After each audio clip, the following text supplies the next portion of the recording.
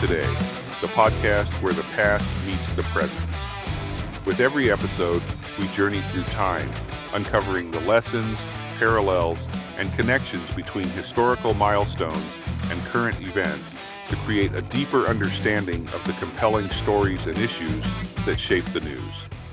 Next year marks the 250th anniversary of the Declaration of Independence, when the Continental Congress of the United British Colonies in North America had the audacity to do the unthinkable, declare their independence from the British Crown, and announce to the world the birth of a new nation.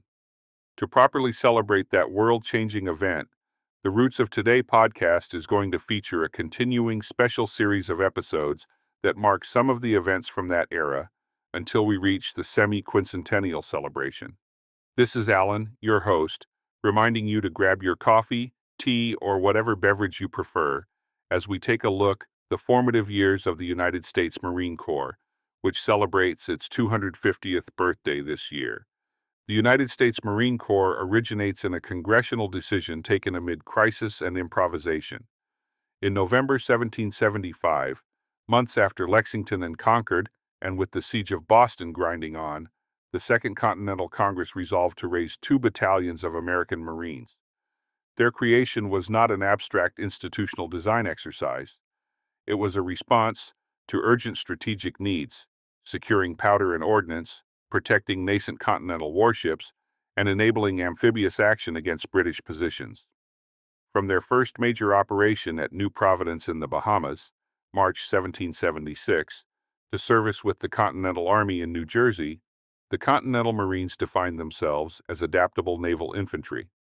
Disbanded, with the end of the Revolution, they were re-established by statute in 1798 as the United States Marine Corps fought through the Quasi-War with France and earned lasting renown to the shores of Tripoli during the First Barbary War. By autumn 1775, the American rebellion faced a chronic powder shortage and uncertainty at sea. The Continental Army around Boston relied on tenuous supply. Meanwhile, British forces leveraged maritime mobility to move men and material along the Atlantic seaboard. In October, Congress began debating a naval establishment and raiding strategy. John Adams, among the body's most persistent naval advocates, recalled motions to intercept British transports bearing arms and powder and to prepare a naval force capable of offensive action. Congress created a small naval committee, often called the Marine Committee, once expanded and formalized in 1776, to draft rules, fit out vessels, and propose operational plans. Several threads converged. Intelligence indicated significant stores of powder and ordnance at New Providence, Nassau, in the Bahamas. Simultaneously, Congress weighed protecting the coast and potentially striking Halifax or other British nodes that sustained operations in North America. The guiding logic was clear. A naval arm was needed, and with it, disciplined shipboard troops who understood seamanship and could land in force. Marines. On the 10th of November 1775, the Second Continental Congress adopted a resolution that has ever since been treated as the Corps' natal charter. Resolved that 2 battalions of Marines be raised, and particular care be taken that no persons be appointed to office or enlisted into said battalions, but such as are good seamen or so acquainted with maritime affairs as to be able to serve to advantage by sea when required. The resolution is preserved in the journals of the Continental Congress and echoed in John Adams' own account, which emphasizes the maritime competence Congress required. Congress's insistence on good seamen reflects a dual purpose. Marines were to fight as landing forces and serve as ship's detachments, maintaining order on board, manning guns aloft or in tops as marksmen, and acting as a captain's guard. Several members were central to naval policy in late 1775 and early 1776. The initial Naval Committee included Silas Deane, John Langdon, and Christopher Gadsden. It was soon augmented by Stephen Hopkins, Joseph Hughes, Richard Henry Lee, and John Adams. Adams drafted or shepherded much of the early naval regulatory framework and later wrote that rules and orders for the Navy of the United Colonies were drawn up in the Marine Committee, by my hand, but examined and corrected by the committee. As the war effort expanded, Congress established the larger Marine Committee, 1776, to manage procurement, manning, and operations, leaving a substantial paper trail in letter books and reports.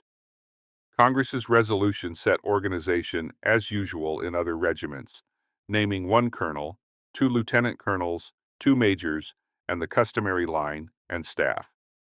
Within weeks, Congress commissioned Samuel Nicholas of Philadelphia, a captain of Marines in the Continental Service, with John Hancock's signature. By June 1776, Nicholas was placed at the head of the Marines with rank of major, the basis for his traditional recognition as the first commandant. Recruitment centered in Philadelphia. Tradition holds that enlistment was conducted at Tun Tavern. Whether or not that site monopolized recruiting, contemporary imagery and later Marine histories placed the early barracks and training in the city's waterfront neighborhoods, within sight of Commodore Esek Hopkins's flagship Alfred. From the start, the Marines' dual identity was explicit. They were formed to serve on ships, trained with small arms, and expected to land as disciplined detachments in support of fleet operations or combined actions ashore. Congress's orders and the Marines' first expedition would test that design within months. The first major operation involving Continental Marines was the amphibious seizure of British ordnance at New Providence, an expedition entrusted to Commodore Esek Hopkins. While Hopkins's public orders emphasized patrolling southern waters, contemporary and near-contemporary sources, letters, proceedings, and later compilations indicate that Congress and the committee contemplated the Bahamas as a primary objective. Hopkins sailed from the Delaware in February 1776 with a small squadron, including Alfred and Andrew Doria, and about 200 Marines under captain. Later, Major Nicholas. After a thwarted dawn approach on the 3rd of March, Hopkins landed Nicholas's Marines east of Nassau, securing Fort Montague, and, the next morning, occupying the town without a pitched battle. The raiders removed cannon, shot, and other stores. Much powder had already been spirited away by the defenders overnight, but the amphibious action was a success by contemporary American measures. The Marines' role, organizationally distinct from the ship's companies, yet integrated into the fleet's scheme of maneuver, offered a model Congress had sought. Troops, so acquainted with maritime affairs that they could fight from sea to shore. The winter campaign of 1776 to 1777 produced claims and counterclaims regarding Marine participation at Trenton. Contemporary operational correspondence shows Nicholas's Marines marching to support Washington as the crisis in New Jersey deepened. While most scholarship now doubts that Marines crossed with Washington on Christmas night, there is stronger evidence for Marine participation at Princeton, 3rd January 1777, as part of John Cadwalader's division. The American Battlefield Trust and Mount Vernon's Encyclopedia both note Marine elements fighting on the Clark Farm and suffering casualties, including Captain William Shippen, among the Corps' earliest battlefield dead. The episode illustrates a key feature of the Continental Marines' early history: flexibility. They guarded ships and yards, served as naval infantry, and, when called upon, fought as line troops alongside the Army. Nicholas's battalion reportedly served as both infantry and artillery in subsequent months around Philadelphia, an elastic, if improvised employment that accorded with Congress's original intent. Like most continental military institutions, the Marines wound down after the Treaty of Paris. The minuscule detachment that survived the war disappeared, and the naval establishment collapsed. Circumstances changed in the late 1790s, when French privateering and maritime confrontation, the Quasi-War, demanded a renewed naval arm.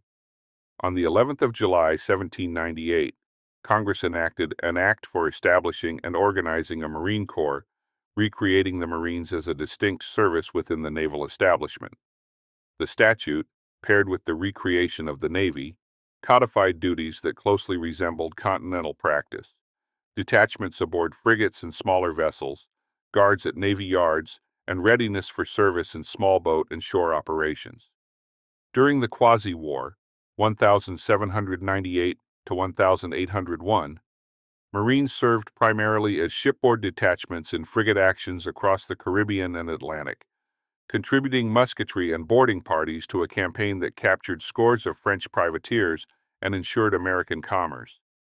The Corps' institutional reestablishment, rooted in statute rather than a wartime resolution, proved durable, carrying forward into the Mediterranean under President Jefferson. The First Barbary War, 1801 to 1805, tested the refounded Navy and Marine Corps far from American shores.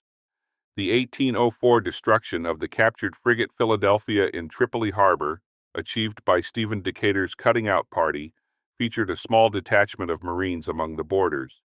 More famously, the 1805 land campaign against Derna placed a handful of Marines at the tip of a composite expedition led by former Consul William Eaton.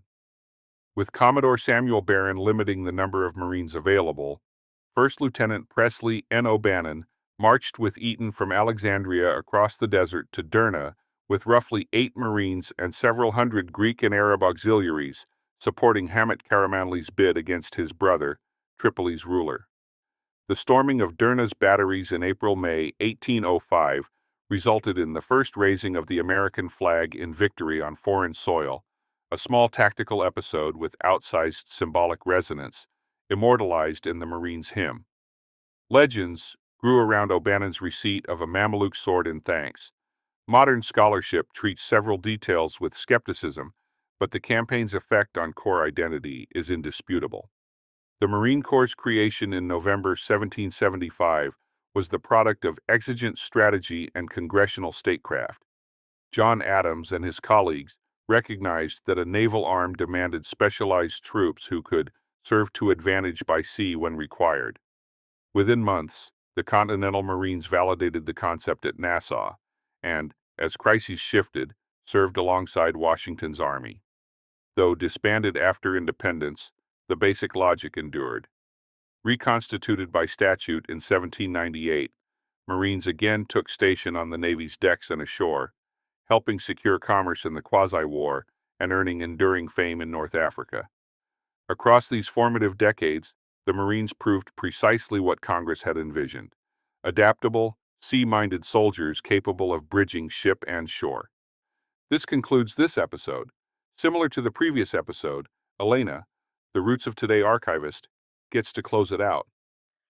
There is controversy about how the Marines were deployed in Latin America in the 20th century, not as a force defending America from attack, but as a force protecting America's business interests.